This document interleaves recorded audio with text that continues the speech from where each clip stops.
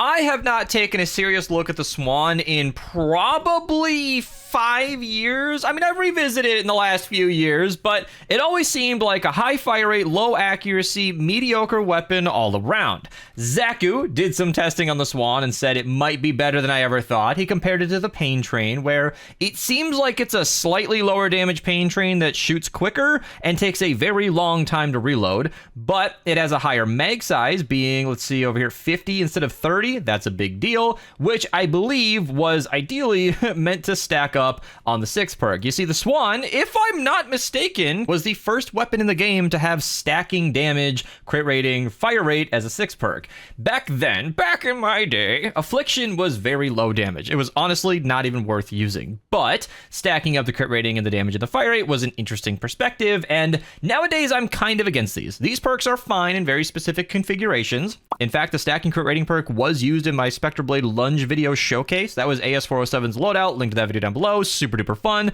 You could hit multiple enemies in one hit, triggering your crit rating bonus right away. It was kind of awesome. Anyway, the point is, I don't think these are better than modern day Affliction, but it is something you can play around with, and stacking fire rate is tricky because shooting faster is kind of like fake damage, because all of the extra damage and time to kill you gain from shooting quicker is given right back once you stop to reload, which you will be doing more often. So I typically opt for maximum damage output and a nice reload bonus, which is what we're going for today. The loadout we're using is going to be a pretty standard soldier loadout. Link to my soldier loadout build guide down below if you guys want a full video topic, but Sledgehammer lead, we're going to crit harder, we're going to crit more often with Toy Rockin' Out, sub wafers to activate it consistently. A surprise pick is Crack Shot, but we have 50 rounds in the mag, and we've got Assault Ammo Recovery, which means we're going to have about 87 or 88 bullets to use, and Crack Shot will be far better than any other support perk in the end there. I don't think any basic enemies are going to have a hard time dying, and it's the higher health targets that will need the help, so Crack Shot will come into play. And then Eat My Space Dust, I'm just addicted to. That extra stamina is way too good. So yeah, let's hop in game and check it out. I am recording this during a Constructor Power Hour, but that should not be affecting my weapon performance whatsoever. I just wanted to address the elephant in the room. All right, let's take on a couple of basic encampments just to get a baseline. These will be level 250 enemies, and you can see the Swan's doing pretty okay for a second, but that accuracy, that's the thing that's really hard to account for in the weapon stats sheet, where you can compare numbers all day long, but once you use the thing, look at the spread on those bullets. You realize it is a very, very close range weapon. This thing is basically an SMG masquerading as an AR. I'm pretty sure the Bobcat even has a similar mag size and a better spread than this. In fact, we could test that out right now. Do I have any Bobcats crafted and ready to go? I did not have a Bobcat, so I crafted one, and the spread on this is actually better than the Swan. So I don't know. I don't know if these weapons are comparable exactly, but it's just something I wanted to make note of, that accuracy is kind of a hidden stat you want to consider. All right, and just a quick taker bullying session. Eat a wafer, shoot it, and anything with double crit damage and Totally Rockin' Out is going to go down fast. Of course, we do have the current update of Defenders, or at least in the past. I'm hoping they change this sooner than later, but Defenders like to teleport around, get in your way, and they will revive you. I'm not a hater, but it's ups and downs. So it looks like we got one of those defenses today. It is Exploding Death Bomb, and 2-tile high tire traps are perfectly fine. If you guys haven't seen my tire traps best perks video, you should go ahead and see that today. It covered this where it does bounce that third time if it's 2 tiles high. I think you get a better bounce if it's 3 tiles high, but this should be completely sufficient. I'm placing all of these directionally facing the objective so they bounce towards your back, and because it's wide open, there's not really much we can do here. I am placing these ideally to take advantage of battle beat. So as these traps get some kills, I'll be able to get Toy Rockin' Out active off of that. That'll heal me more often, keep it active more often, and Exploding Death Bomb is a thing. I expect these ones to get annihilated, and that's why we can't really build guiding walls. You can do stuff like these wall darts, but they will go eventually. And I will say, before we even drop into this recording, the range that we'll be fighting at will be a huge disadvantage. I just made a whole point about the accuracy. It's going to come into play here. We are shooting enemies at a distance, and I think that will matter. My whole team is here and playing, so I am comfortable shooting this down and getting things started. But if they want to help me on enemies getting too close, that's fine. So let's check it out. I'm probably going to save my wafers for higher health targets, but you can see the fire rate is actually really satisfying. So let's talk about the Swan, where I stand, and everything I've said about it before. This is a weapon that has disappointed me over the years. I was like power level 60 or 70 when it came out. Ben's was power level 90 at the time, and he was dropping me a 130 copy, and we were like, eh. Like, I think the weapon had just came out, and we were like, it's fine. I mean, it's fine. Like, it never impressed me. I will say, it is doing a lot more damage now than it ever could have before, because back in the day, we didn't have Totally Rockin' Out. This is like a completely different version of the game. And now that I'm a higher power level, I can max this thing out and do the most damage possible. It's pretty good. I'm not gonna lie. I might have had this underrated. I did not. Actually, I did. Yeah, it was high B tier on my tier list with a loadout, and I believe C tier, that's where I placed it. The last time I recorded this, or last time I recorded a video on this, which was recent. That video was just a few months ago, or a couple months ago, as of recording this video now. So it is, you know, I think well placed. This weapon is fine. It's not going to be carrying the mission. It's not going to be soloing the mini boss, but I did just mow down 3 mist monsters with teammates watching me do it. So if it could do that, it's obviously useful, and I think I'm happy to see this, because in recent videos, this weapon came to the shop recently. It does come to the weekly shop periodically. We see it maybe 2 or 3 times a year, so if you want to save yourself a voucher, I would recommend grabbing it in the shop when you see it, because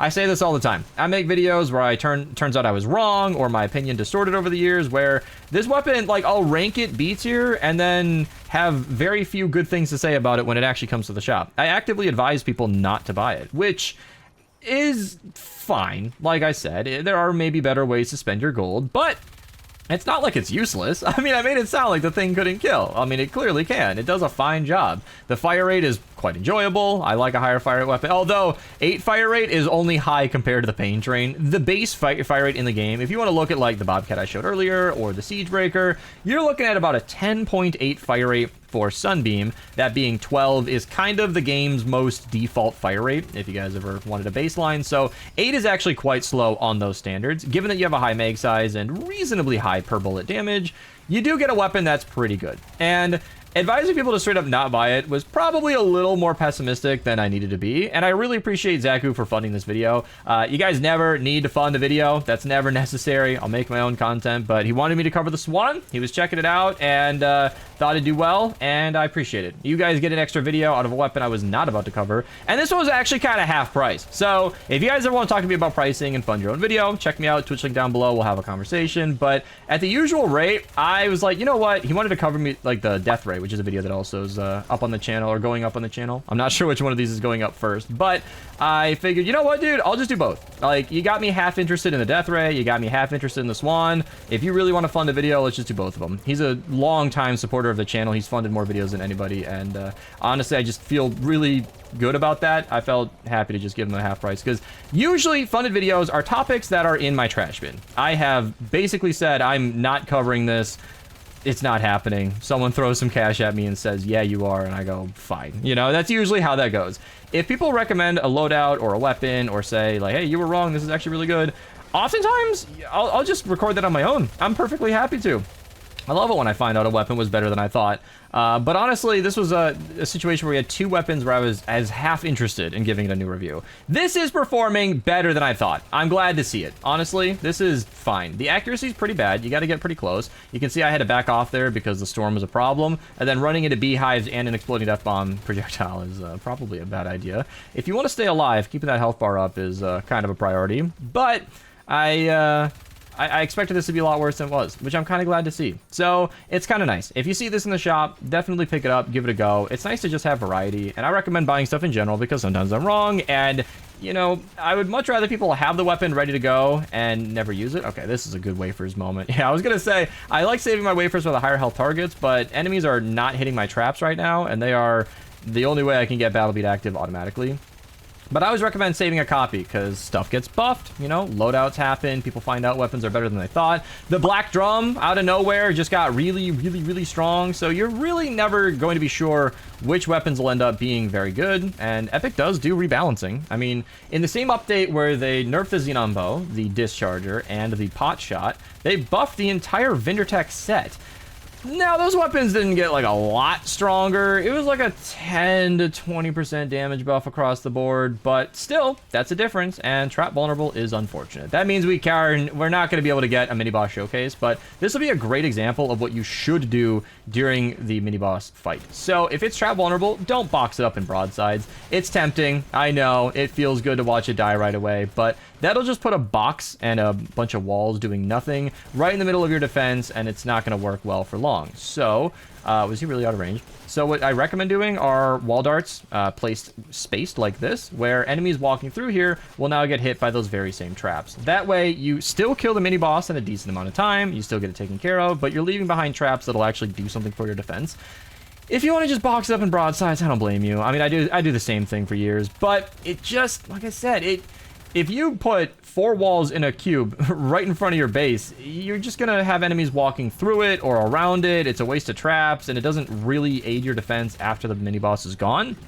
Many people would argue that the mini-boss is the hardest part about the fight. Getting it out of the way is fine, but that's, you know, that's neither here nor there. That just depends on your playstyle, really. So, yeah. I appreciate it when Zaku can find a video like this where I was not going to cover this weapon, and it gives me an opportunity to check it out anyway, and I was half interested, and the Swan did come by the shop recently, which is why I was kind of thinking about this, where I was harshly remembering it, and having an excuse to check out a weapon is always great. I do testing off camera, or on stream, but off YouTube videos. I usually don't hop in and review a weapon first time in years with my own eyeballs, but today kind of worked out like that. I wanted to see it anyway, and so you guys get to see this first look impression, and when we're not critting, this weapon is really weak. Like, this is so fascinating to me as like a basic mediocre AR. It's not bad. It's not like the Nailer where you can tell this thing is really weak.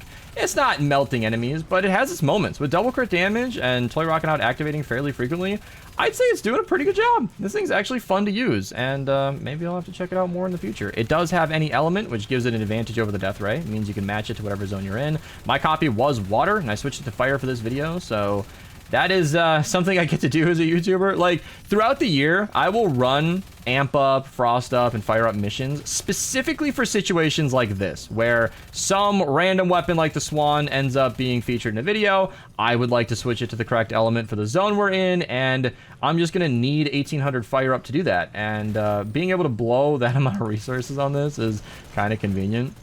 It's something I need to keep up with. Like, it's actually just keeping house kind of stuff. It's why I still farm superchargers, even if I don't strictly need them, because if I ever want to make something extra strong, you know, I'll have that option. So, all right. That's about everything I wanted to say about the Swan. Thank you guys so much for watching. Thank you again, Zaku. If you guys ever want to, you know, fund the video, description down below. You can check me out on Twitch, ask me over there. Otherwise, you guys can enjoy the free extra content, and channel members do get to see some of my videos early if you guys want to go for that. I'll see you guys in the next one. Subscribe, like the video, use code Mista to check out if you want to support me more, and have a good rest of your day.